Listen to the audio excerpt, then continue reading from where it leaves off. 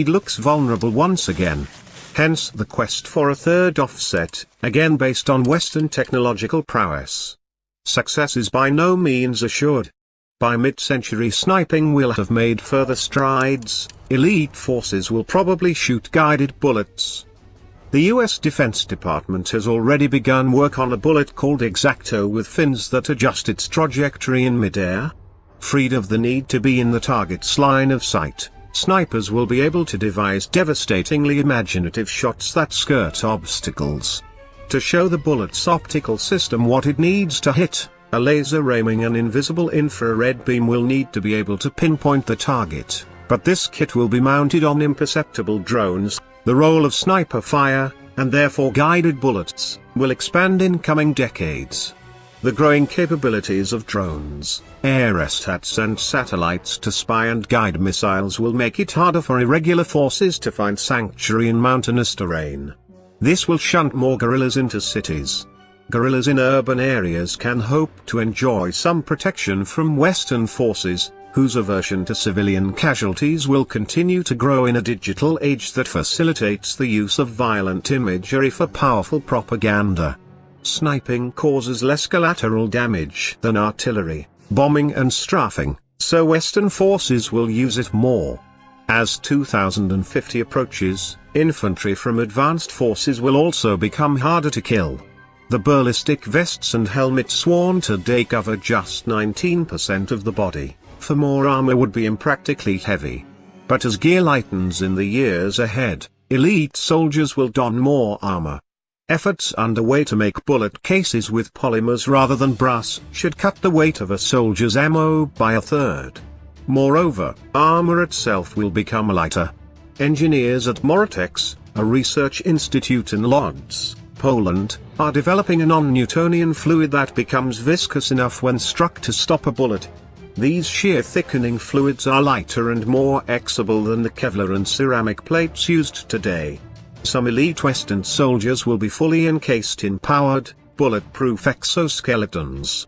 One such Iron Man suit being prototyped by the US Special Operations Command, dubbed Talos, will eventually integrate weaponry, monitor a soldier's condition and give him superhuman strength. Those who wish to kill Western soldiers will no doubt also be frustrated as robots increasingly take their place in the air, on land and at sea. Military robotics are already so good that Boeing and Northrop Grumman, two US defense firms, are building unmanned fighter jets, respectively the X-45 and X-47. With no need for crew facilities, these drones will provide more payload, range and stealth for the buck. In 2015 the US Navy Secretary, Ray Mabus, said that Lockheed Martin's F-35 will almost certainly be the last manned strike aircraft it will ever buy. By 2050 drones will range from stealthy spies resembling flying insects to dog-like resupply and attack models that can live off the land for months at a stretch, combusting leaves and wood for power. Unmanned and especially autonomous systems must become, Mabus says, the new normal. Just how independent drones should become, however, is controversial. Defense chiefs say decisions to fire will be made by a man in the loop, not robots. But exceptions are already made, for example with robots that defend warships from missiles approaching too fast for sailors to react. And, crucially, technologists are designing software that lays the groundwork for greater decision-making by drones. The US Pentagon funds the development of ethics software. These programs will query databases to determine if, say, a missile fired from a certain position might violate norms of just war, perhaps by spraying shrapnel into a schoolyard on a school day. The goal is to aid, not replace, human decision-making. But, troublingly, China and Russia are believed to be designing such software with an eye to removing the human from some ring decisions. Responsibility for deaths is thus destined to become very, very, very diluted, says Emmanuel Go, a French Air Force expert on robotic warfare. That's a problem, he says. You can't pin war crimes on a robot. Warfare's robotized future will bring other headaches. As robots replace soldiers, some armed groups, frustrated by the difficulty of getting an enemy human soldier in their sights, may increasingly target civilians instead. And the growing capability of robots may encourage countries to begin unwise wars, if politicians reckon that an attack that can be launched without putting soldiers on hostile soil carries seductively little political risk. Another matter is how long the West will hold its lead in military robotics. Rivals are advancing.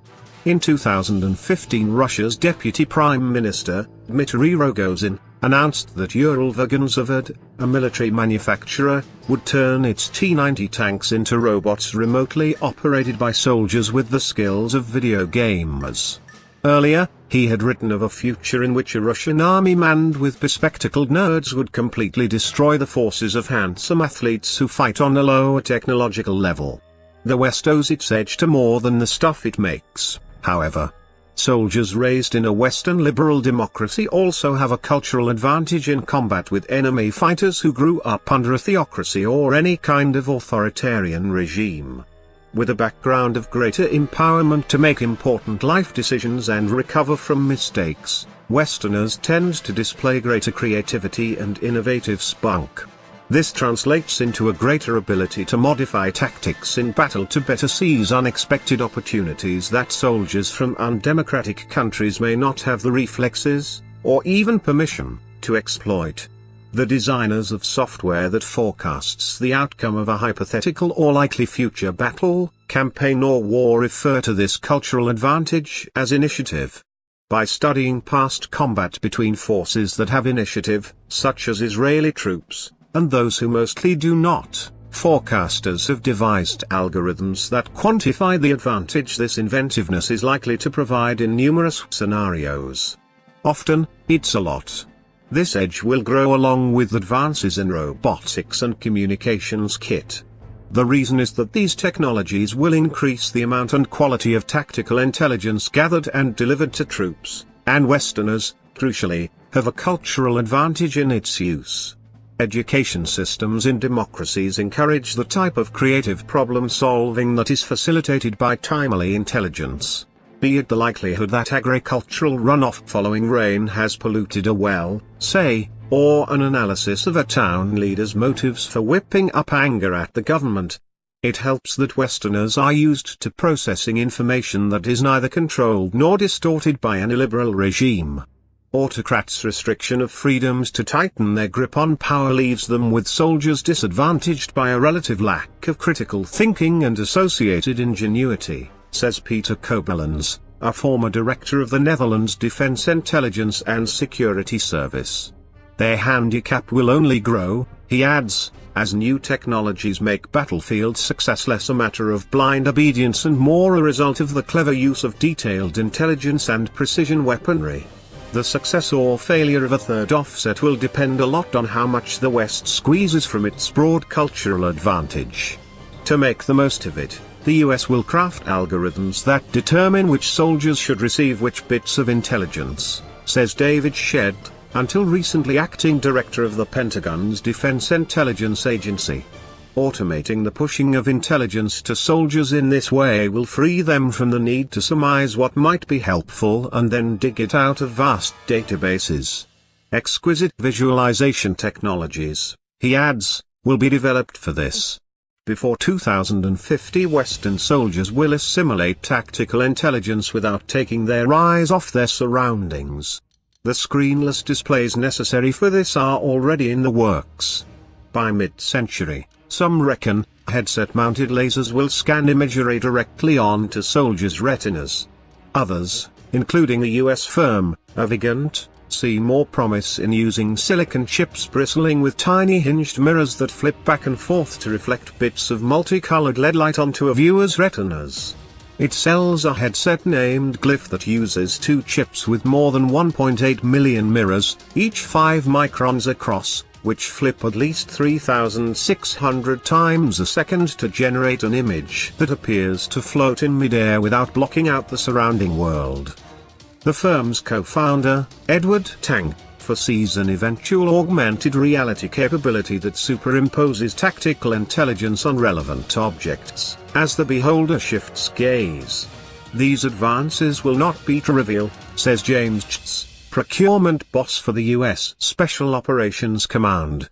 By displaying intelligence on the objects it relates to, the technology will deliver, he says, meaningful, tactical